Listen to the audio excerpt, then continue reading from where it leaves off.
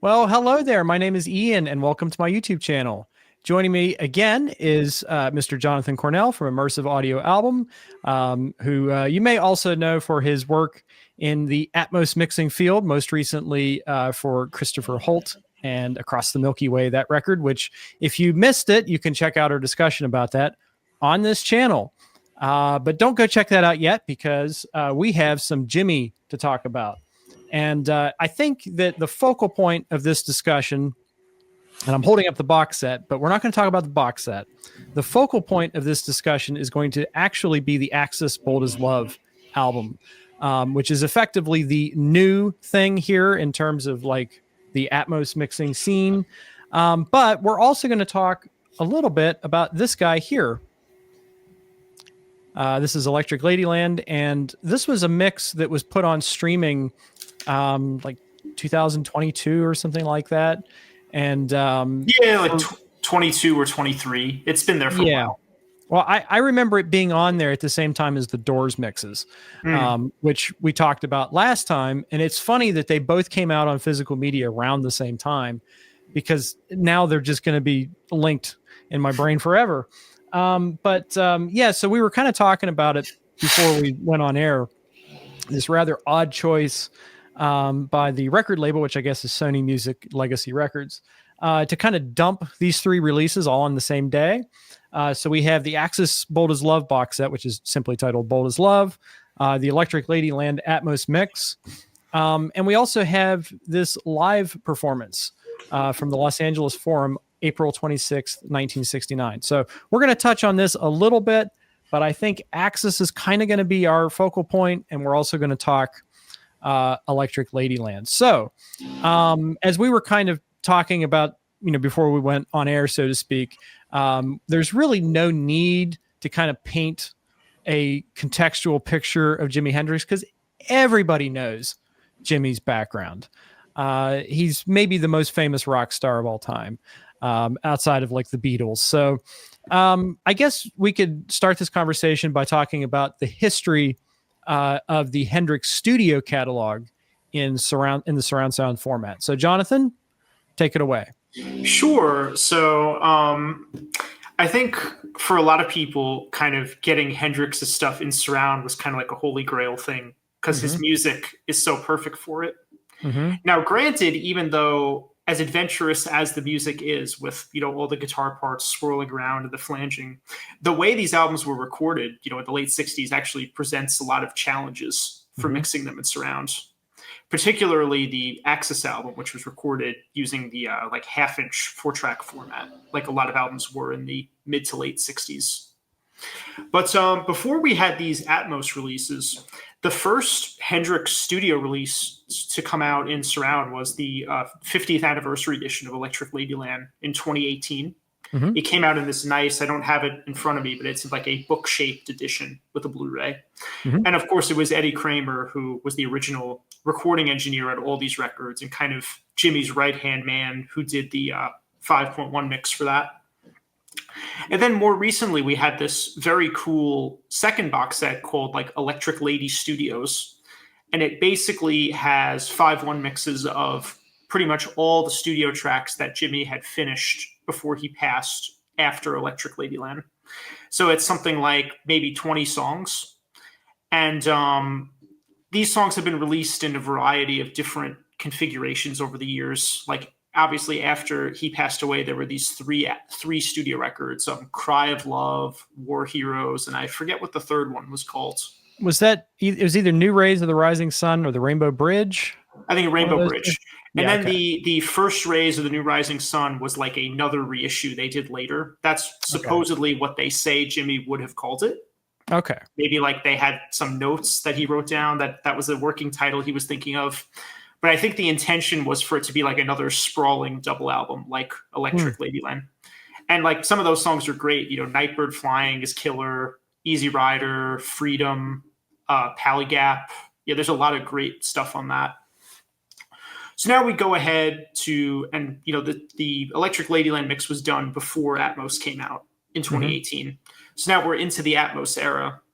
So this new Atmos mix of Electric Ladyland, also by Kramer, showed up on streaming in like 2022 or 2023, like you were saying. Yeah.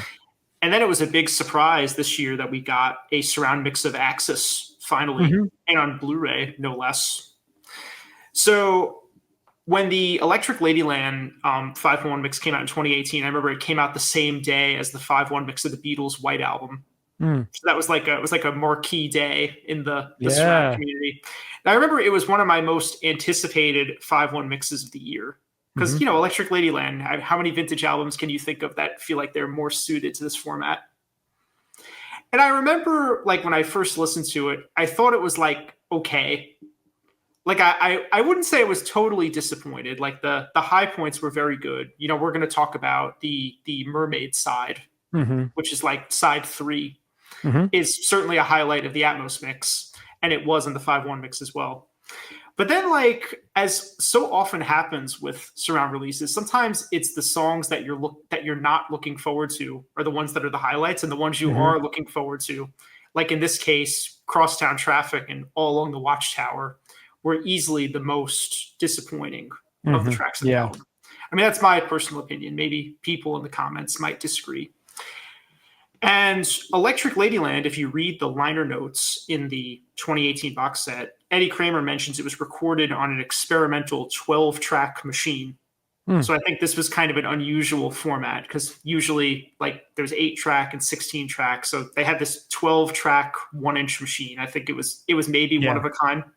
Well, I'm sorry to interrupt, but I did listen to an interview with Eddie Kramer, and so basically the Electric Lady Studios was a club that Hendrix liked to play in, and the club went out of business, and Hendrix and his manager got together and bought it, and they converted the basement into the studio space.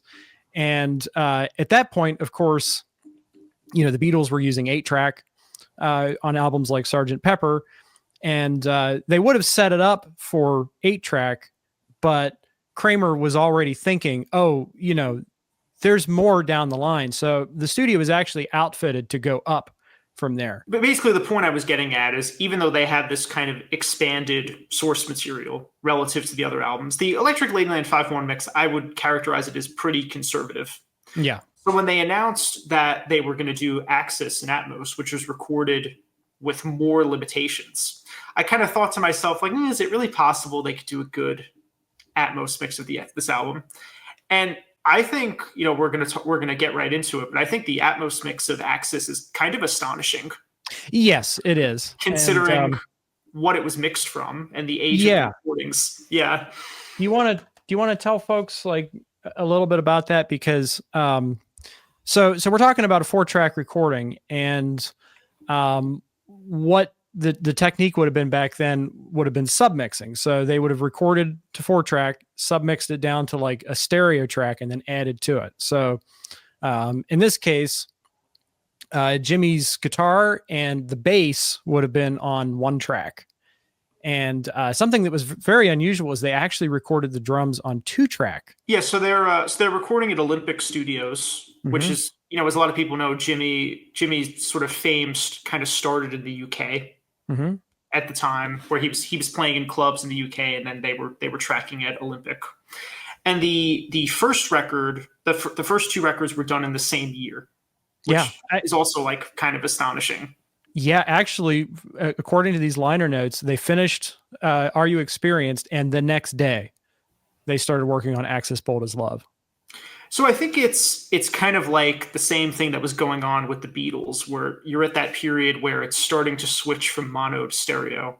But I think, certainly in the case of the first album, Are You Experienced, I think the recording was done with the intention that the mono mix would be like the approved master. Yeah, the canonical one. Because if you listen to the stereo mixes of the Are You Experienced album, they're basically like all the instruments are at the center, and then Jimmy's vocal is like on one side. A lot of the songs are like that, which is kind of strange. But when you get to Axis, I think certainly the intention was that they were recording more for stereo. So Eddie Kramer says that he would record, Mitch Mitchell's drums across 2 tracks instead of just 1. And of course you have all the, the crazy panning. That's such an integral part of Hendrix's music, like a song like EXP. And they did a mono mix of Axis. They didn't do one for Electric Ladyland, but they did one for Axis. And it is included in Yes. this box set, which is nice. And it was also on the AP SACD that came out a few years ago. But I don't know, like I understand the argument that for Are You Experienced, like the mono mix is the one you should listen to, but on this record, it's kind of boring. Like EXP and mono, like what's the point? Right. Yeah, exactly.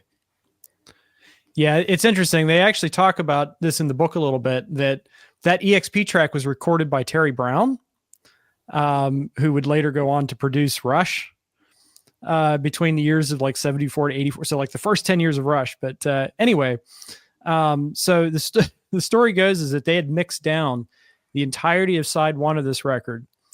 And Jimmy went to a party and left the tapes in a cab.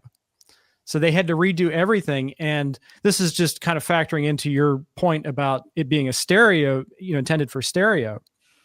They had to redo EXP from scratch because, Jimmy had something very specific in mind for the panning and they couldn't recreate it. Yeah. Wow.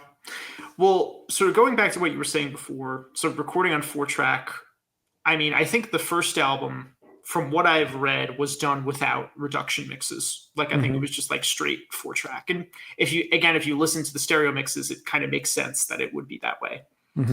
But for that second album, for Axis, they were using like the like Brian Wilson or what the Beatles were doing on Sgt. Pepper technique, where they had 2 4-track machines and they would do these reduction mixes where they would bounce back and forth between them.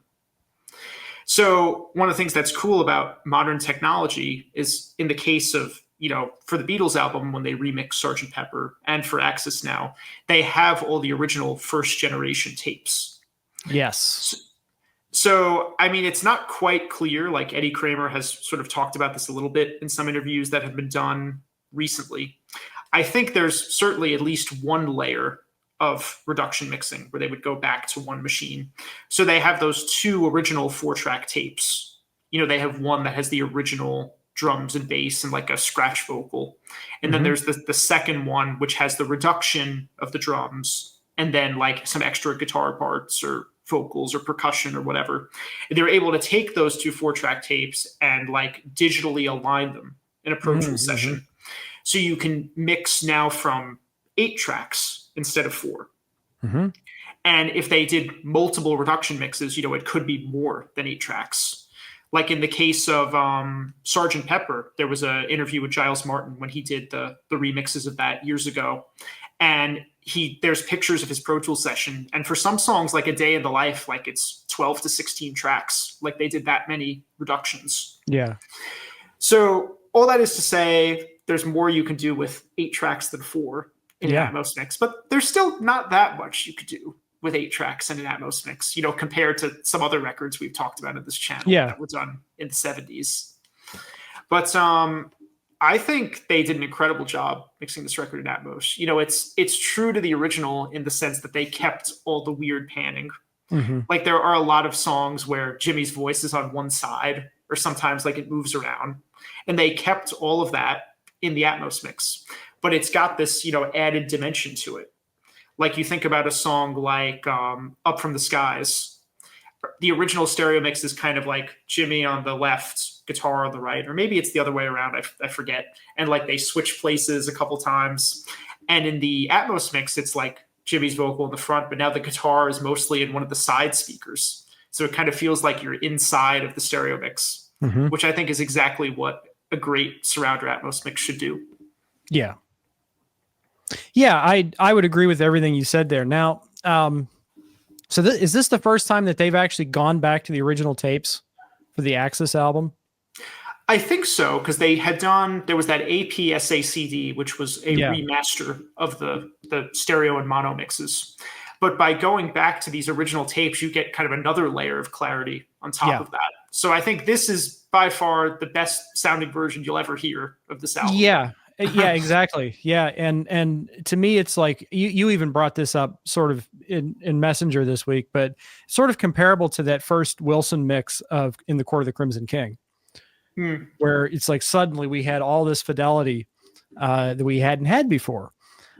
So yeah, I really enjoyed this mix a lot, and I have to say that I'm coming to this album as being a huge fan of the first album, the debut album. You know, Are You Experienced? And probably an even more massive fan of Electric Ladyland. And I always kind of looked at this album as like, you know, it's got a couple of good songs, you know, but it's maybe the weaker of the three, the weakest of the three. And for a week, this was my favorite Jimi Hendrix album because it was like discovering an entirely new record out of something that I was kind of vaguely familiar with, but it really won me over big time. And some really, really great songs here, and not just the classics either. You know, of course, you have Spanish Castle Magic, which rocks like a demon. You've got Little Wing, which is phenomenal. You've got If Six Was Nine, and I would say If Six Was Nine is definitely one of the most impressive songs in the Atmos format. But, you know, I would also add a track like Little Miss Lover as being like a really great Jimi Hendrix deep cut. And it reminds me, I don't know if you're a Parliament Funkadelic fan, but that just sounds like the template for the Standing on the Verge of Getting It On record. Like I think even the riff shows up in Alice of My Fantasies, which I was like, ooh, cool. I didn't know that. It's just amazing to me. Like, you compare this record to Are You Experienced, which was great, but this one is such like a leap forward in basically every metric. Yeah. Like, the production is more sophisticated. The songs themselves and kind of the influences that he's drawing from are more sophisticated. And it was done like immediately after. It's so interesting. Yeah. And you got Jimmy kind of introducing more jazz chords and sophistication to his writing. And there's a story that one of the producers, I don't know if it was Eddie or who it was playing piano in the studio. And Jimmy said, I want you to do that on the record. And the guy says, well, no, but I'll teach you how to do it. And you can kind of hear those kind of like, I'm not a music theory nerd, but like those ninth chords and extended harmonies starting to come in here. But yeah, just back to like the Atmos mix for a second. I definitely hear of like a lot of times the heights are employed for me. I know that a lot of what's in my heights kind of translates to your sides, of course. But what I'm hearing is a lot of like Jimmy's voice in the top and a lot of the guitar in the top, and then they'll switch, which is really neat. And very liberal use of panning, which is cool, but it's like in a musical way, like that opening, like that slide he does on Little Wing slides across the top for me, which is really cool. It just makes me feel like I'm inside the guitar tone. Yeah, there is definitely like the heights are used, I found, not so much for like distinct bits of instrumentation, though there's a couple examples of that. Like in If Six Was Nine, the that like, you know, the percussion or whatever you call it, the like sort of stomping sound that goes around the room. Oh that's Graham Nash, right? Isn't that somebody from? I think so. Yeah. Yeah. But that's a good example of something that is like distinctly placed in the heights. But a lot of times they're used just kind of to elevate some things. Like the intro to Little Wing is a good example of that. Like it sounds like the guitar is like right here, like right in front of you. A little bit in the side, a little bit in the front with some height. Sometimes like the drums are elevated a little bit. And I noticed that a lot on Electric Ladyland as well, because it sounds massive. Like you feel the main energy of the drums in front of you. When there's like tom hits and things, you hear them sort of coming out into the room. Yeah, that was a revelation for me, is like Mitch Mitchell. Man, that guy was incredible. Oh, yeah. One of the songs that was a highlight for me on Axis, which was like a song I never really cared about, was One Rainy Wish. The effect is like Jimmy's voice is sort of, it's like at your 10 o'clock, let's say, but with elevation. And it's one of those things, like it was spooky. I guess, you know, I must have my speakers set up right, but it felt like he was just kind of like standing over there, like on the left side of my room. It's like this really kind of lifelike clarity to it. One thing I saw on the forums that people had pointed out was there's a part of the title song, Bold as Love, where they used a different take of the vocal. Is that right? I think it's like in the second verse, the delivery is a little bit different. Personally, like, you know, this isn't like an album like I know intimately well, so it didn't kind of jump out at me. Yeah. I wonder if like maybe the the final vocal was like they did a live punch to the stereo mix or something, and this alternate one was the only one that was on the tape. There's been examples of things like that. But like I said when I did a review of it for IA, but I think of all the Hendrix mixes that have come out before this one, I think this was the best one. Like I like this better than the 2.5 ones I talked about, which is surprising because those were done in New York with really more sophisticated equipment, but I think they were able to get more out of this. Yeah. The word I would use is consistently active. There's just always something going on. And because it's this album, because it's Jimi Hendrix, it never comes across as gimmicky. It comes across as authentic. And, we were talking about the marching around the room that occurs in If 6 Was 9, and Jimmy's playing that little wooden flute. Yeah. That, and it's just like a bird or something flying around. But it's tons of fun, but at the same time, it serves the material. Well, that's what I like about it. The panning was part of the stereo mix, right? So it's just kind of a expansion of the 2D movement that was in the stereo mix. And I think if they had this technology in 1967, they would have mixed it like this. Yes, I agree with that. It just feels like we're expanding stereo to encapsulate the whole room. Like one of the things that I used to say a lot was, to me, Atmos and surround is like taking the soundstage that's in headphones and converting it to a space. And there was a mention in these liner notes that Axis is like was designed for headphone listening. So, and as my friend Jocko says, who people who watch my channel would be familiar with, Jimmy was mixing for Atmos even when he was mixing for mono. He just had that kind of mind. I'm not sure what else to say other than it works extremely well. Both of us were completely blown away. We didn't expect much, which has probably got a lot to do with it.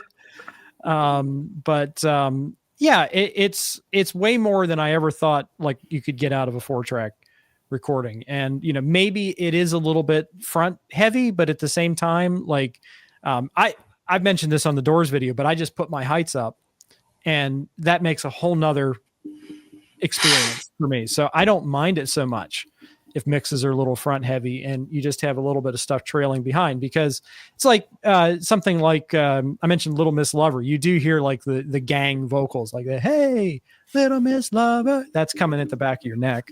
Or the cool. Ain't no telling, like the ain't no's that are behind you. Mm-hmm. But then on some of the other songs, like You Got Me Floating, the backing vocals are in the front. So I wonder if the reason for that is like they're on the same track as the lead vocal. I think if in the cases where they could put the backing vocals in the rear, they do. On the examples we cited. But it would be interesting to know like what the breakdown of tracks is on the multi, like how things were combined when they recorded it. But I mean, the last thing I'll say, and I kind of alluded to this before, is that like it sounds fantastic. Like the sound quality is excellent. Like the drums and bass, like there's really a lot of punch and like impressive low ends. Yeah. Which is one of the things I kind of had a gripe with Electric Ladyland, which is that there's some parts of it that sound great. And there's some parts of it that sound kind of thin or kind of muddy. And that's a fantastic segue, my friend. We're just going to roll with that segue. All right. So before we talk about the Atmos mix, I never did get to hear the 5.1 mix of this. I can't tell you how many times I held the copy of the box set from 2018 in my hands, because back when I used to live at the old place, we had a local Best Buy. And I would go to that Best Buy. It's like, oh, Electric Ladyland 5.1. I want this so badly. So okay, go ahead and explain to me why it was worth waiting for the Atmos.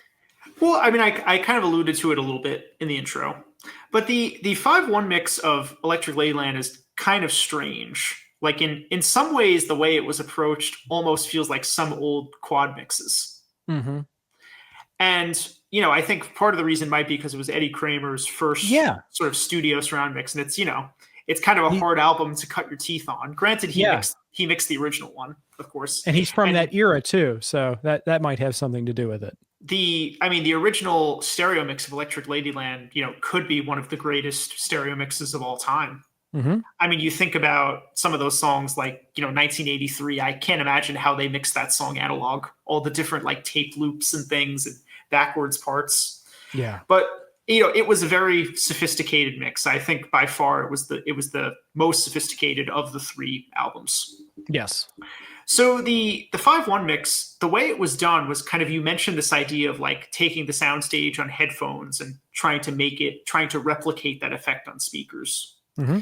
So a lot of the like main parts, like, the ones that come to mind are like Jimmy's voice and Mitch Mitchell's drumming are kind of placed in the middle of the room. So they come out of all the speakers. So if you're sitting in the middle of the room at the right spot, it sounds like Jimmy's voice is kind of like in the middle of your head, like it is in headphones. So there's not a lot of clear separation between the front and back speakers because the drums and the vocal are kind of like in the middle of everything. And then some of the extra parts, like there's some different guitars placed front and back. Certainly the songs that have backing vocals, like House Burning Down or Have You Ever Been, the backing vocals are very clearly behind you. But it kind of just feels like a lot of it is like they took the stereo mix and just spread it over 5 speakers. It doesn't have that clear separation soundstage where I could hear different things behind me, in front of me, which is that's kind of the approach I like with surround. We talk about a lot about like people like Elliot Shiner or Steven Wilson or Bob Clearmountain. The way they mix, you're very precisely placing instruments in different speakers. You could look over there. It could be like, there's the guitar, there's the keyboard. Yeah. The Electric Ladyland mix isn't really like that. Like there's sections of it where you can pick things out, but a lot of it just kind of feels like this big blob of sound. Yeah. And now we get to the Atmos mix, and they've completely changed their approach, which I was very happy about. In the Atmos mix, the drums and the vocal are pretty much only in the front. And then a lot of the stuff that was in the front or kind of everywhere in the 5.1 mix is very precisely located. Yeah. So I'll give you an example. The sort of live jam track, Voodoo Child. Yes. In the old 5.1 mix, it was kind of like guitar, left front, organ, right front, and then the drums and vocal were everywhere. Now in this mix, it's drums and vocal in front of you, the guitars in like the left surround, and the organ is in the right surround. It's almost completely flipped over. And I like it much better this way because it feels like you're kind of facing Jimmy as he's singing, and it's like, it's guitar over there, it's organ over there, and it feels like you're in the middle of the band. Yes. The sensation I had was, and I don't know if this is similar on your setup or not, but it was almost like a cross or like an X, where Steve Winwood's organ is kind of front left and kind of trailing back right, and Jimmy's the opposite. And it's sort of like placing me right inside, but that crisscross thing is really interesting for me. Yeah, so in a lot of cases, and this goes for Axis as well, like when you're sitting in the right spot, it feels like the guitars or organ or whatever are louder in like the side or back speakers, but they're not totally like detached from the front. Like they're mixed a little bit further out. And I think the reason for that is it would sound kind of disjointed if like it was mixed only in the corner speaker with no glue holding it together with the drums. Yeah. A lot of old quad mixes have that problem where Jeff Beck's exactly Jeff Beck's Wired. Perfect example. If they were mixing that for Atmos today, the guitar would not be all the way in the left surround with like if you shut that speaker off, you'd hear no guitar. Yeah, exactly. I mean, it's one of those things, we talked about this in the mixing video. It's like you want there to be separation, but you don't want it to sound like you're listening to just a bunch of, isolated tracks played back. You want it to feel like a performance. Yeah. But I mean, there's so many highlights, we could talk about on this. Certainly the mermaid side. Yes. We have to talk about. That I was kind of closing my eyes and I was imagining that I was in an underwater adventure. Like, there's the sunken treasure chest in the corner, and then there's seahorses drifting by and an octopus kind of hanging out. This is all to say that it was converting my environment almost to like an aquarium with sound, and things are just kind of bubbling all around front and behind. It's very cinematic. It even borders on progressive for me. That whole section where like when he's playing like those notes on the hi-hat, and it literally feels like you're like sinking into the ocean. And it's amazing how the sound sort of paints such a vivid picture. Yes. I mean, that's kind of the visionary that Jimmy was. Yes. That he was able to sort of really use this kind of rudimentary technology compared to what we have today to, create these such vivid soundscapes. Yeah. And the dynamics in that track are insane. Yes. Like there's this part where it gets really quiet and then it starts to build back up again. like the bolero. I think Mitch is playing like a bolero type beat or something like that. But this whole section, starting with Rainy Day Dream Away, with like the guitar constantly panning, front, back, all around the place. And then we move into this, and then the track Moon Turn the Tides Gently, Gently Away. That's another track that it may even seem like a filler track if you're listening in stereo, but on this, like it had some real power to it for me. But yeah, this whole section from Rainy Day to Still Raining, Still Dreaming is my favorite part of the record, both in terms of, the musical content as well as the mixing, that Eddie Kramer, and then also Chandler Harrod, who I don't know who that is, but he's also credited on all three of these mixes. But we were talking a little bit about our opinion on this album. I don't know if you want to state your opinion publicly, but this is my favorite Jimi Hendrix album. And the reason for that, and I'll just repeat what I said off air, but the first record to me is like one great song after another, but it's almost feels like a compilation album or like a collection of singles. The second album, Axis Bold as Love, Jimmy had said at the time that he wanted to make Axis a double record. So he was already thinking of a larger canvas, but he was limited by time constraints. I think they had 14 days to put that together. And he felt a little bit rushed on Axis, but I definitely feel like Axis was the beginning of Jimmy using the studio as another instrument. Yes. With Electric Ladyland, I think this is fully realized. And I would compare this even to like a Zappa record of the time, like Freak Out, because he's trying all kinds of different styles. And it's like, what genre is Jimi Hendrix? He's not blues. He does blues. That's one thing that he does. But, on this album, he was trying all kinds of different stuff. And there was a track I was gonna mention here. Oh, Little Miss Strange. Little Miss Strange to me sounds like it could have been on We're Only in It for the Money. Like the vocals and some of the guitar tones and stuff like that. That's another one that I really get a kick out of. But again, it's really the second. Like I love all the songs on the first half. Gypsy Eyes is pretty sweet with those kind of guitar slides going all around. I love the tones that he used mixing the harpsichord with the guitar on Burning of the Midnight Lamp, which by the way is an Axis outtake and was a single at the time, which is rather interesting. But then of course, House Burning Down is a total rocker. And you get two all-time classics to round out the end of the record, All Along the Watchtower and Voodoo Child, Slight Return, which has disorienting use of panning in the guitar solo. Like it kind of made me want to sit down for a bit. But and I mean that in a good way because the stereo mix is like that too. Now, I think you kind of alluded to the fact that maybe there is a little bit of inconsistency in the sound on this record compared to Axis. And I think you did mention that Crosstown Traffic, as well as All Along the Watchtower, are a little bit underwhelming sonically for you. Yeah. So like I said, I was really disappointed by how those tracks sounded on the old 5.1 mix. And I think they're a little bit better here. Okay. Good. Certainly with Crosstown Traffic, I like what they're doing, like in terms of placement. you know, there's some parts where obviously there's the vocals that pan around. There's a couple parts where the drums walk around the room.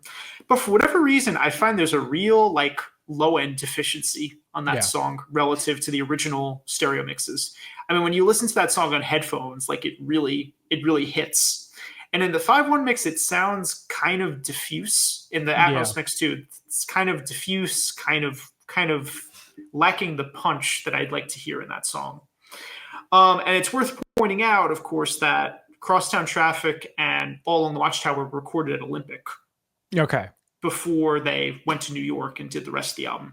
So the source is presumably more limited than the other songs. So I think those were probably done on 4-track, maybe with reduction mixes, I'm not sure. And then the rest of the album was done on that 12-track machine like we were talking about. And then All Along the Watchtower, like it's always sounded kind of muddy. Like the reason why that song is great has never been because it's like an audiophile recording. No, you know, it's got a vibe and it's got a energy to it. But nothing sounds like 1968 quite like All Along the Watchtower. Like it's like I always just think of Forrest Gump whenever I hear it.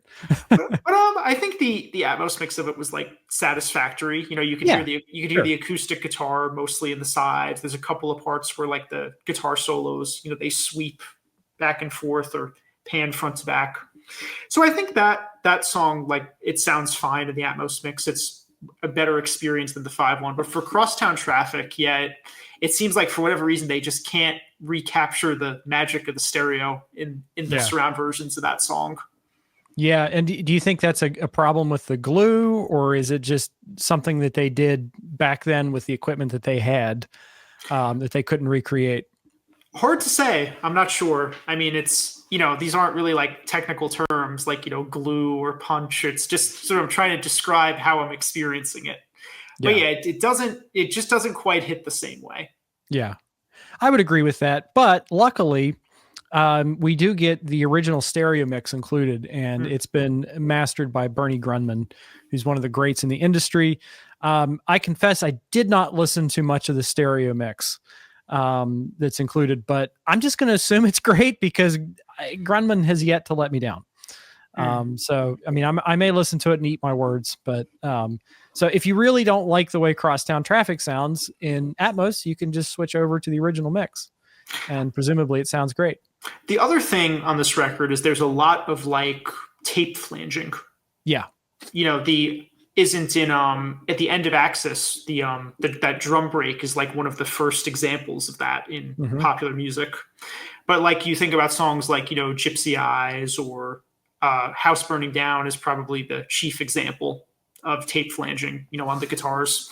And when you add a lot of that effect, you know, it causes comb filtering because the delay between the waveforms causes some of the lower frequencies to cancel out.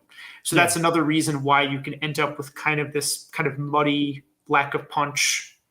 I mean, like I said, I never thought Electric Ladyland was like an audiophile's delight. Like I have the original vinyl. Like I think it's a great mix simply because of the sort of the way they were able to create these soundscapes. And it's a great headphone record, but you know, it's not like the record I demo my stereo with to show off great sound. No, but like you said, it sounds like the era it's from. Yeah, and I think the sort of inconsistency in tonality between songs carries over in the Atmos mix. Yes, like you go from something like Let the Good Times Roll, which has like this really good punchy low end. And then you go to like Gypsy Eyes and Burning of the Midnight Lamp, and those songs sound kind of muddy in comparison. Yeah. So it is a little jarring in that respect. I wonder if there's anything they could have done to kind of make the EQ a little more consistent across the whole record. Yeah. But again, like we talked about with Axis, you know, for an album of this age, I think what they've done is pretty spectacular in the Atmos mix. Yes, I would agree with that. And I think that once you come to terms with those limitations, this is very enjoyable. And I had a chance to listen to it a couple times, and you know, it's still my favorite Hendrix record. Sound deficiencies or not, I mean, it still really speaks to me. And I guess, you know, before we move on to just briefly touch on the live recording, which we haven't much to say about, Mostly kind of talking about these studio albums, but it's worth getting these, is what I'm saying. Is like we recommend these. Because it's a standalone Blu-ray. Like there's really no excuse not to drop the $20 for this. Whereas the old edition was in a box set, so I can understand why people. I mean, it wasn't like it wasn't one of those $300 box sets. No, it was like I forget how much it was at retail. Maybe it was like $50-$60. But this is a better deal. And I wish they did Axis as one of these. Well, I was going to mention that I picked up Axis for like $50. And there's some, like, I didn't get a chance yet to listen to the other discs, but there's some fascinating material on this box set. For instance, we get a live recording of Sgt. Pepper's Lonely Hearts Club Band on this. So that's interesting crossover. There's a whole story about it in the book, where that was played with the Beatles in the audience. And Paul McCartney said it was the greatest compliment he could ever receive, to have Jimmy cover their song. So yeah, that's one of the things. We have an early version of Burning of the Midnight Lamp here, which I'd like to get a chance to listen to. And there's a couple of songs I think that didn't show up until some of those later records, like the ones that you mentioned kind of at the top of the video. So I think, for the price, like, what is this? Okay, it's a 4-disc box set plus the Blu-ray. So it's 5 discs. It's like $10 a disc. Like, the only thing that I would complain about is the packaging, because it's like the CDs slide into these little like envelopes within the packaging, and there's glue. And they kind of stuffed the Atmos Blu-ray, which is in, I guess, more of like a standard envelope style, in with the first disc, which caused the glue to come undone. And so I got to clean my first disc because it's been smattered with glue and it's got that adhesive all over it. So at least it's one of those smaller box sets, though. Yeah, but it is smaller. And I guess the point is that it is affordable. So, if you're a fan of this record, I think I got all this stuff for like under $100, which is as much as a standard box set costs these days. So I don't think it's too bad. It's 3 records and one of them is a double album. So Now, of course, there's no reason why they couldn't have put the 5-1 mix on this disc. That's another thing I wanted to point out. That should have been included. I would agree with that. Granted, like I said, I would certainly, I don't think I'll be listening to the 5-1 mix again now that I have this mix, because it's a lot better. But it would be interesting for people who missed the box set that came out 6 years ago to hear or is it 7 years ago already, what the old 5-1 mix sounded like. Yeah, and likewise, it would have been nice if they would have included a 5.1 mix of Axis too, because I think a lot of people are buying this who just have 5.1 systems. So it gripes, but whatever. I'm sure it translates okay to 5.1. Now, I did have a chance to listen to this a little bit. I heard the whole concert. It's interesting from a historical perspective.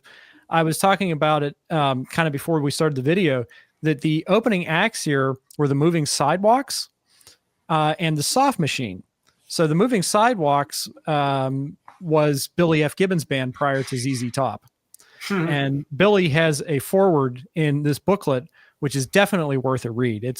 I read all of these liner notes, and I think I enjoyed Billy's take the most of anybody's. But so you have Jimmy playing in the LA Forum, which, as the liner notes kind of explain, is the beginning of sort of what they called arena rock or stadium rock shows.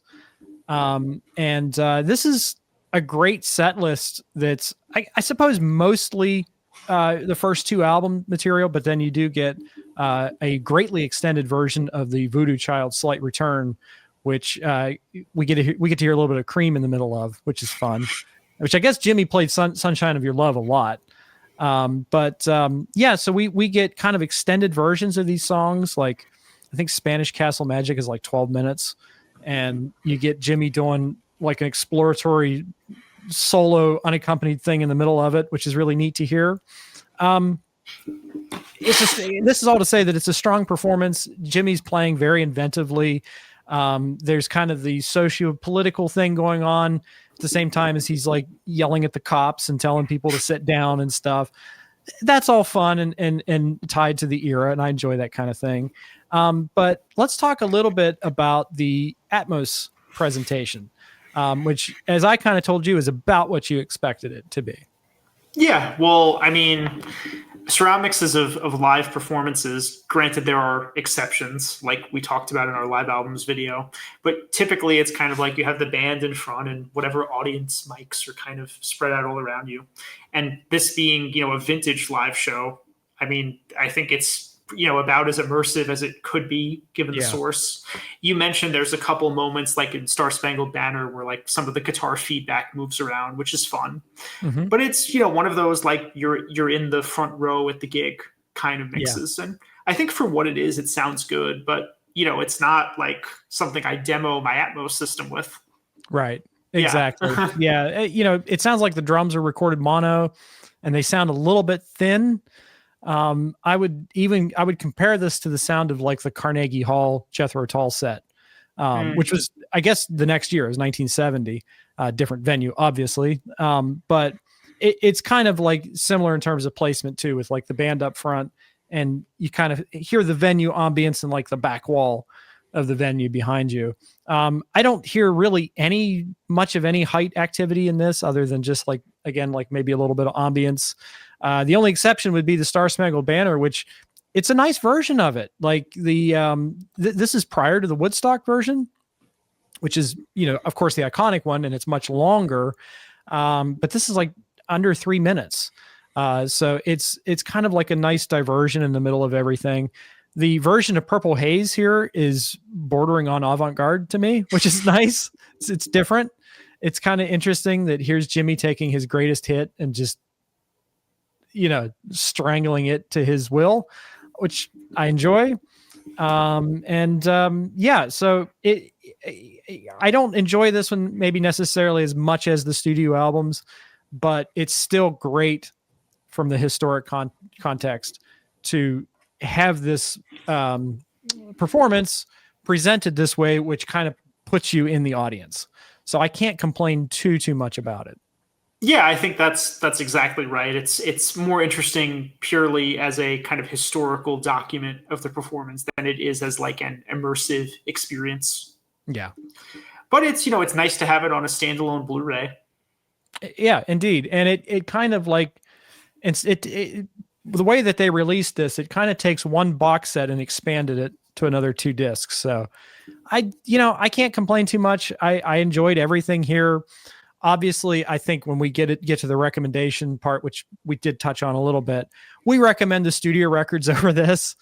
But if you're interested in the historical aspect and want to hear, Jimmy's classic lineup blow, you can't go wrong with this set here. So as kind of a way of wrapping up, I think it might be a good opportunity to talk about what we would like to see next from the Hendrix camp in terms of Atmos mixing. And there's pretty limited choices here. I was just going to say, like, we always do this when we do these reviews, but like in this case, there's really not that much to choose from. Yeah. There's Are You Experienced, which I think it's debatable whether or not you could do a good Atmos mix of that without some kind of like demixing process. Yeah. So it'd be interesting to see if they go that route. They did it for Revolver. They did it for the band's first record. So I don't know if like Eddie Kramer and Peter Jackson could link up and they could use that AI process to split it out. It would be interesting to hear just like a good stereo mix of that album without the vocals on one side. I think that would be neat. Then the First Rays and the New Rising Sun, there's an Atmos mix of that on streaming services.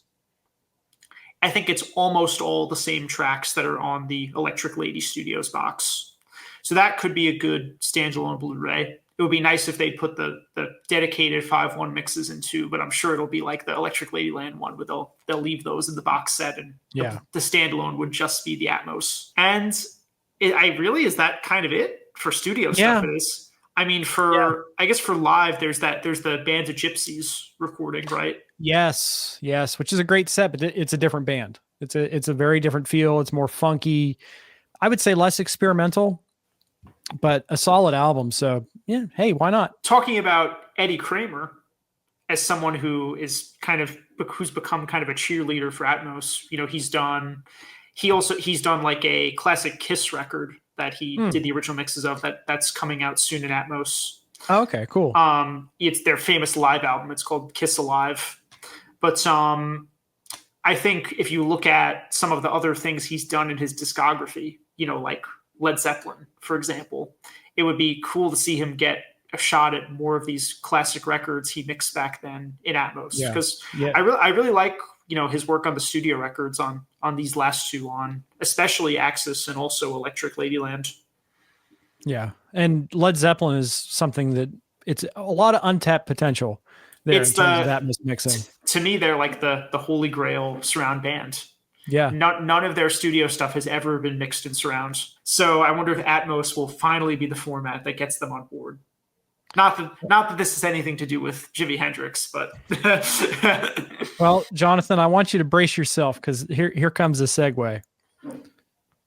So, Jonathan, would you say this is one of the best Atmos mixes of the year? As far as vintage albums go, I think so. Yeah. And if people want to tell you what they think is the best Atmos mix of the year, how do they do that?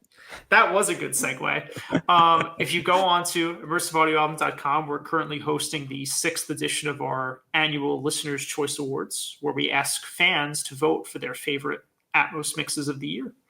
And on the voting form, there's different options for mixes you purchased on physical disc or downloaded from IAA. And there's also a separate category that you don't have to vote in, is optional, for your favorite Atmos mix that you streamed. And we're going to be announcing this is the nomination period. We're going to announce the nominees in each category on Friday, December 5th. Okay. And then the final voting will happen at the beginning of next year, and we'll announce the winner probably like in early February. Okay. Super. So, it's fun to participate, let the industry know what your favorite Atmos mixes are, because I often hear people say that they're disappointed with what the Grammys choose for the Best Immersive Audio Album Award. Yeah. And speaking of audience participation, don't forget that this is as good as opportunity as any to subscribe to both of our channels. And thanks to YouTube's brand new collaboration feature, you can go to, there's that little circle where you can see my kind of profile image. You can click on that and see if you're subscribed to Jonathan's channel as well. And make sure you are subscribed to both of us, because Jonathan does some really cool content, podcast style, sort of like we do over on his channel, interviewing Atmos mixers. Can you preview anybody that you might be talking with in the near future? Well, on the channel right now, I did an interview with Justin Gray recently about his record that just got nominated for a Grammy, which is pretty incredible. I can't really preview anyone quite yet, but there's some interesting stuff in the pipeline for the end of this year going into next year. What could Jonathan be referring to that he can't mention? Only one way to find out. You got to subscribe. So yes. Also, don't forget to leave us a comment if you've had a chance to check out any of these Jimi Hendrix Atmos mixes, or even if you've just been listening to this cool box set and heard something on the extra discs that I need to go check out. I would love it if you'd let me know. I'm happy to explore this material because I've been a Jimi Hendrix fan for years, but I feel like especially in the last couple of years, I've learned to appreciate him even more. So yeah, let us know in the comments below. Like the video, support both of our channels by subscribing. And yeah, what do we got coming up, by the way? We got our December look ahead, which right. I'm excited about because there's some great things in the pipeline for December. Yeah, like the Pink Floyd release and the New Order stuff. So we're going to be talking about that. Do we have any reviews coming up? I think our next one is Songs for the Big Chair. I'm glad you mentioned that, because look what appeared in my mailbox this morning. There you go. I thought it was lost. It's funny because it has the exact same packaging as the old one from 2014, but it is different. except that they included a holographic fingerprint magnet slipcover, which I think I will refuse to put on this, but otherwise I love SDE. But yeah, we've got this coming up in December. We're going to be talking about Wish You Were Here. We're going to be talking about iRobot, maybe Alan Parsons' project. We got Frankie Goes to Hollywood coming up. I might check out those New Order records because we've been listening to a lot of 60s music. So we're going into 80s land. And now we're going to go into the 80s. Yeah. And I'm kind of excited with like the Tears for Fears, the Frankie stuff. We'll have Pink Floyd as kind of the outlier, but yeah, the New Order stuff's kind of fascinating to me. So maybe I'll pick up one, if not all of those. I think I had mentioned this to you when we did our November preview, or on some other video we were talking about New Order. But I think if you mentioned to me you're a Joy Division fan, I think you're really going to like that first New Order record. It's called Movement. It's one of the ones that's coming out on Blu Ray. Well, maybe I'll just grab that one and see how I feel about it, and then I might kind of mosey on over to the other two, for lack of a better word. But Jonathan, it's been a real pleasure, and good talking music with you, and looking forward to the next time. So take care, my friend, and thank you all for watching. Yeah, see you soon. To you.